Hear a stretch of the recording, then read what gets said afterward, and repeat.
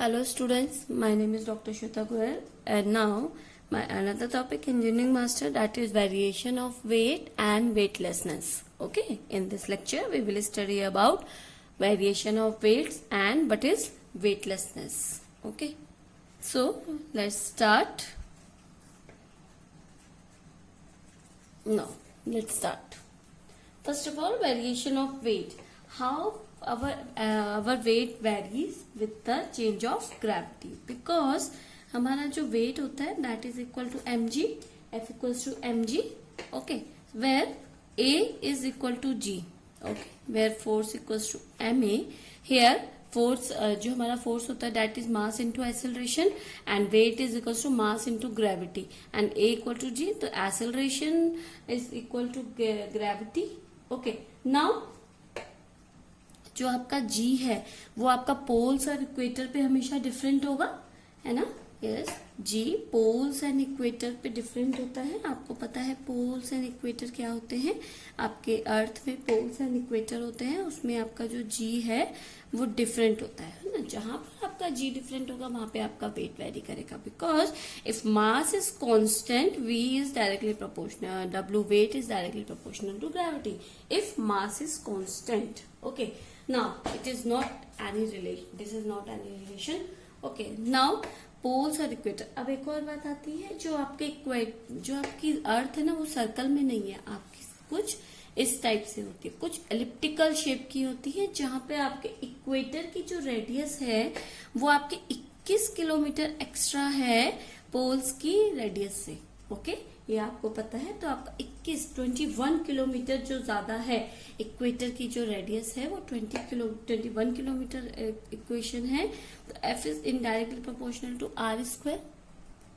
You all know that f is directly proportional to r, indirectly proportional to r square.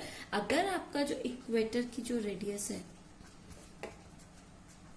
Equator radius is 21 kilometre higher than polar.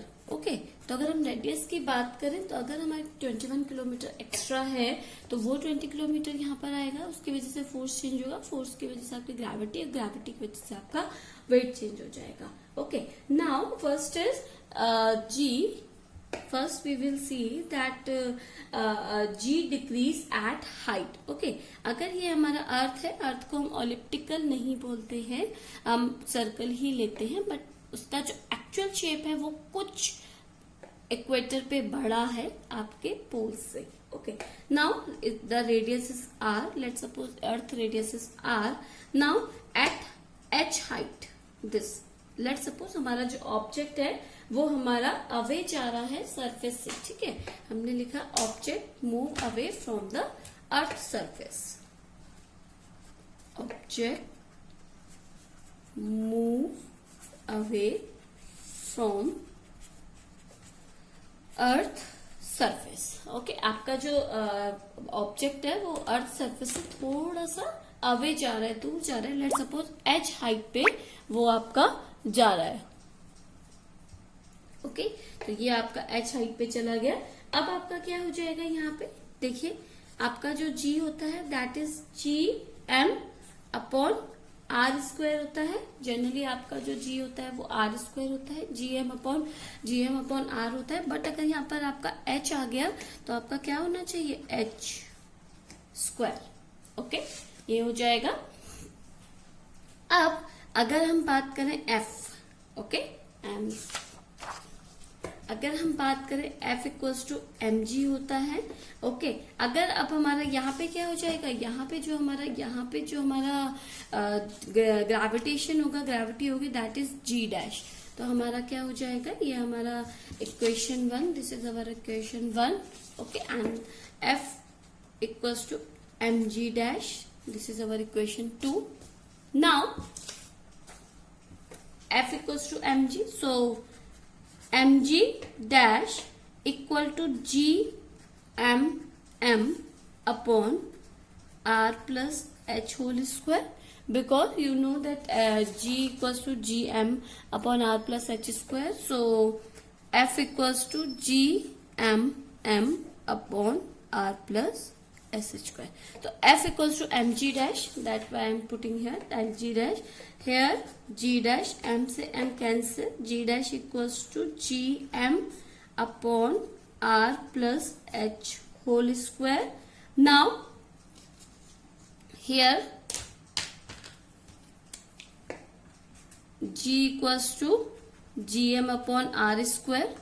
Okay, here gm will be gr square. So I am putting this gr square here.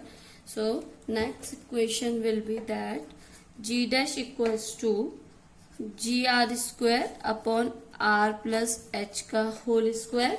Now g dash equals to g, if we take g common, no, r common, if we take r common, r square common, so r square upon r square common 1 plus h upon r ka whole square. So r square cancel, so g dash equals to g, we can write 1 plus h upon r minus 2. We can also write this 1 minus 2h upon r, g dash. Okay, this one, g dash upon r. So you can check with from this equation that g dash will be decrease. Okay, so I am writing here g dash will be object move away from the earth surface, then gravity decreases. Okay, then gravity decreases, and that it is proved by this equation. Now another is when g value decreases with the increase of g value with the increase of the depth of the earth surface. Okay, now we will study about gravity value with increase in earth surface. Okay, earth surface. Now let's suppose this is our earth, radius is r, and an object that is kept on the surface of the on the center of the earth, this. Okay, now this will be at distance d. So this will be d, this will be d, and this will be r minus d. Okay, now here density will be density and volume. This relation will be using here. So V equals to 4 by 3 pi r cube, because it is a spherical. So spare volume is 4 by 3 pi r cube, and rho equals to m upon V. So density and volume relation will be using here. Now new mass will be m dash. New mass will be m dash, that is rho mass, because mass equals to rho upon V. So rho, and volume will be 4 upon 3 pi r minus d cube. Okay, because now r equals to r minus d.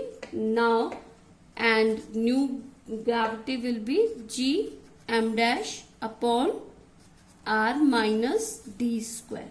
Okay, now putting these value here, m dash value here, so then g dash will be g, this value here 4 by 3 pi r minus d cube and r minus d square. This will be this one will be cancelled. G dash equals to g 4 pi r minus d upon 3. Okay, now r minus 3 upon 3. Now, yes, so you can check from this equation, the depth, gravity and depth will increase. Okay, by the g4 pi upon 3 into r minus d. So if depth increase, gravity also decrease. Okay, so g increase at depth. Okay, we can study from the graph that like this. Let's suppose this is G and this is radius. Okay, if radius increase, or we can say we have three option, that at surface. Okay, we have three option. At surface, we have to know what is the gravity at surface, at height. Okay, and at height and at depth and at that. Let's suppose the surface gravity is this. Okay, now at height it will goes like this. It will goes like this because it will be decrease. Okay, so if at depth it will goes like this. Okay, so G is indirectly proportional to R and gravity is indirectly proportional to R square. We can say like that. Okay, so this is a graph for gravity with height. Now we will do some numerical regarding this. Okay, this will be more clear to you. After that, we have to calculate the earth surface. We calculate the height above the earth surface, at which value of now this is a question. You have to calculate the height above the earth surface at which the value of gravity of half of its value on the earth surface. जितना भी आपके earth surface पे gravity है उसकी half हो जाए किस height पे होगी, आपको ये कैलकुलेट करना है. So here question will be like this. Gravity at height upon gravity on earth surface, that is R square upon R plus H square. Because gravity on height, that will be gravity on height, that will be, we have we have seen in our previous question, that is Gm upon R plus H square, and gravity, that is Gm upon R square. Okay, so if we take this, Gm will be cancelled and Gh upon like this. Okay, now here Gh question is given, that is Gs equals to G by 2. So we can write 2Gh equals to G. Okay, and we can also write Gh upon G equals to 1 by 2. So we can put this 1 by 2 value here, Gh upon G 1 by 2 here. So here we can write 1 by 2 equals to R square upon R plus H ka whole square. If we taking square root here, so then 1 by root 2 equals to R upon H plus R. Okay, 1 by root 2 equals to R plus H plus R.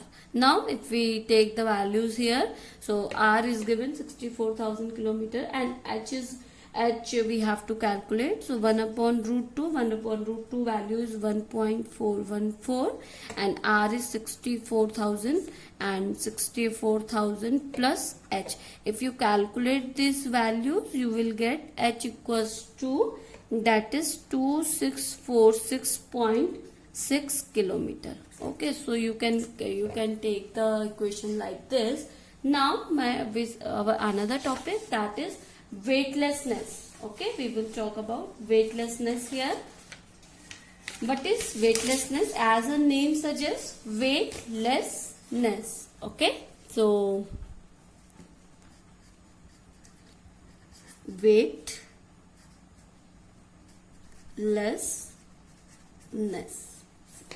weightlessness, the property of a material, or we can say the value of material which we don't realize any weight of that material, that is called weightlessness. Or we can say weightless may be defined as a state in which a body its weight due to free fall. Okay, हमारा क्या है, हमारा जो wait होगा वो ऐसा state है जहां पर हमें कोई भी अपना वेट महसूस ना हो, दैट इज कॉल्ड वेटलेसनेस.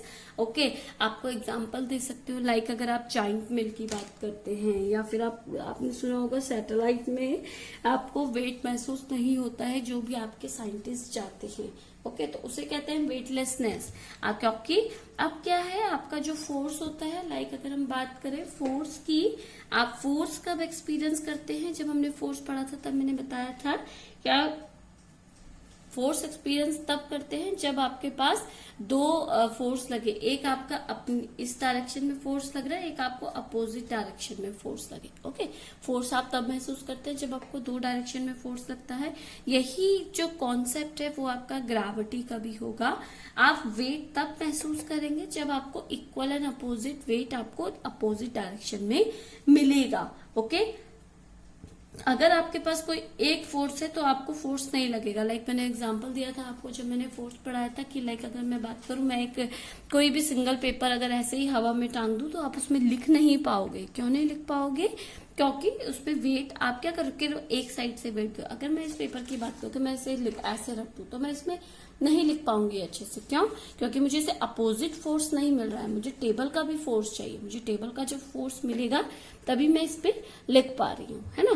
तो वही हो जाएगा, अपोजिट फोर्स लग रहा है। तो ऐसे ग्रेविटी का है कि अगर आपको ग्रेविटी अपना फोर्स, बॉडी फोर्स या किसी भी ऑब्जेक्ट का वेट तब महसूस होगा जब उसमें इक्वल एंड अपोजिट दूसरी साइड में, अपोजिट साइड में कोई फोर्स लगेगा। Okay, if there is only one force and we can feel weightlessness. Okay, if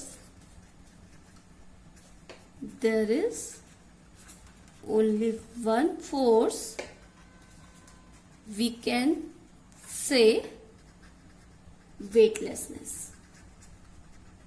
I hope you getting my point. Okay, now we can define weightlessness.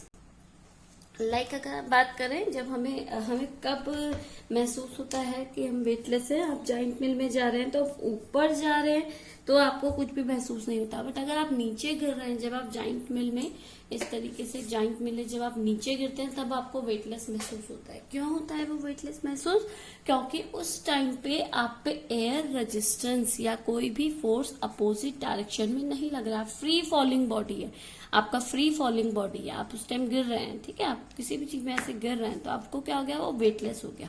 तो इसलिए उसी type से अगर आप सैटेलाइट की बात करें, सैटेलाइट क्या है, किसी भी कोई भी सैटेलाइट है आपका अर्थ के ऑर्बिट पे चक्कर लगा रहा है ना, ये अर्थ है, इस पे हमारा चक्कर लगा रहा है। जब क्या कर रहा है, ये ऑर्बिट में जब हमारा ये घूम रहा है तो वो क्या करता है, अर्थ पे फ्री फॉलिंग बॉडी है, वो ऐसा नहीं है अर्थ पे गिर रहा है, बट वो ट्राई करता है अर्थ पे आने का।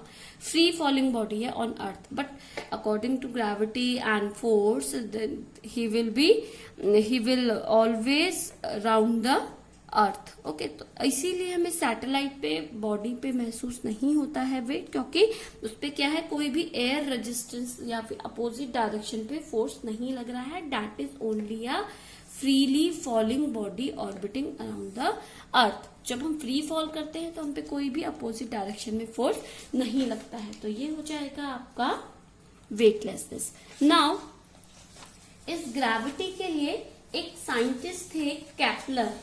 कैपलर ने प्लैनेटरी मोशन के लिए कुछ लॉ दिए।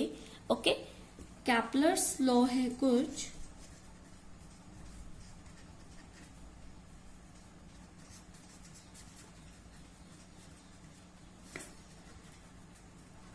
Now Kepler's law of planetary motion. आपके कैपलर्स एक साइंटिस्ट थे आपके, इनका नाम था जोनस कैपलर। ओके, जोनस कैपलर, इन्होंने एक लॉ दिए, कुछ हमारे लॉज दिए जिसे कहते हैं हम laws of orbit. Laws of orbit है हमारा, लॉज ऑफ पीरियड है हमारा। इस तरीके से आपके कुछ लॉज दिए हमारे जोनस ने, जिसको हम यहाँ पर दिखाते हैं कि हमारा प्लैनेटरी मोशन के लिए दिए। ठीक है, जो फर्स्ट है वो हो जाएगा हमारा law of orbit. Jonas Kepler ने कहा each planet revolve about the sun in the elliptical orbit. Okay, Jonas ने ही ये बताया कि जो हमारा प्लैनेट है वो हमारा क्या करता है, एक एलिप्टिकल ऑर्बिट में सन के आसपास चक्कर लगाता है, and sun is the one of the foci of the ellipse. अगर हम सेंटर की बात करें तो सेंटर में हमारा एक, अगर हम सर्कल की बात करें तो सर्कल में हमारा एक फोकस होता है सेंटर में। अगर हम एलिप्टिकल की बात करें तो हमारे दो फोकस होते हैं। ठीक है, ये फोकी हो गए, 2 फोकस हो गए। इसके एक फोकस में हमारा सन है। ओके, नाउ अगर हम क्या करें, अब हम ये हमारा एक फोकस में हमारा सन रहता है, इसलिए ये एलिप्टिकल है। अब हम क्या करें, इसको और इसको मिलाकर अगर हम इन दोनों पे पॉइंट पे क्या करें, इस तरीके से एक वो बांधे, क्या बोलते हैं, एक धागा बांधे और यहाँ पर एक पिन रखे। ठीक है, हमने यहाँ पे क्या किया, एक पिन रखा, धागा बांधा, एक इलास्टिक बांधा, पिन रखा और उस पिन पे या एक पेन रखा, उस पेन से अगर एक सर्कल ड्रॉ किया। ओके, उस पेन से अगर हमने एक सर्कल ड्रॉ किया तो आपका कुछ इस टाइप से सर्कल बनेगा जिसका एक सेंटर आ जाएगा।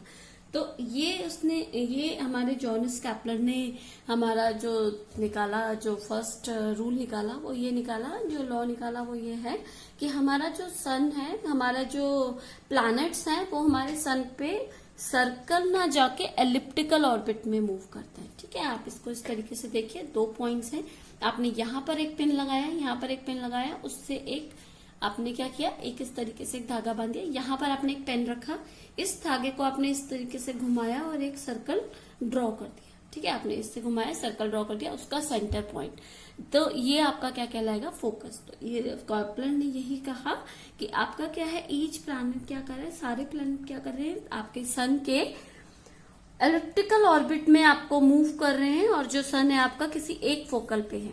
ठीक है, एक फोकस पे होता है। सेकेंड लॉ आपका क्या है, सेकेंड लॉ है लॉ ऑफ एरिया।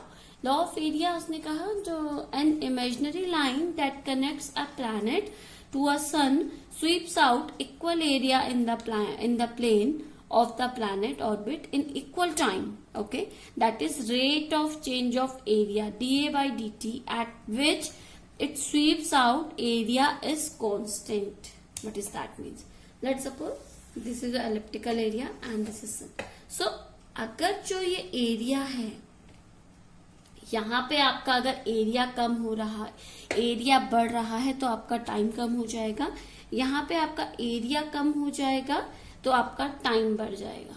ओके, तो ऑल आउट ये जो एरिया है, अगर आपका एरिया इंक्रीज करेगा तो आपका टाइम चेंज हो जाएगा, डिक्रीज कर जाएगा तो आपका कांस्टेंट रहेगा, आप कहीं का भी ले ले। ठीक है, अगर आप यहाँ का लेते हैं वो भी आपका सेम रहेगा, आप यहाँ का लेते हैं वो भी आपका सेम रहेगा। जस्ट क्या है, अगर आपका एरिया बढ़ता है तो टाइम कम हो जाएगा, टाइम बढ़ता है तो आपका एरिया कम हो जाएगा। तो ये है आपका law of area. Now third one is law of period.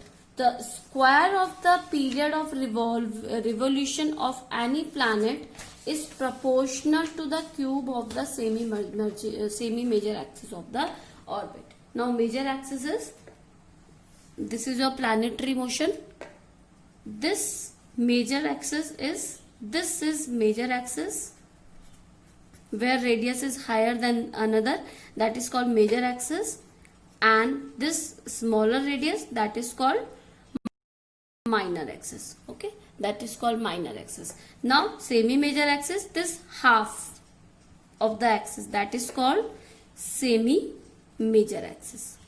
Okay, now the square of the period of the revolution of planet, let's suppose that the period of the revolution is t, so square t square is directly proportional to the cube of the semi major, this major axis. So this is cube, the cube of this semi major axis. So this is called the law of period. Okay, I hope you understand this session, student. If you have any query regarding this session, please comment me in a comment box. In another topic or in another lecture, we will study about the flotation. Okay, so please be prepared for another lectures, and please subscribe and share this channel. So thank you, good day and take care.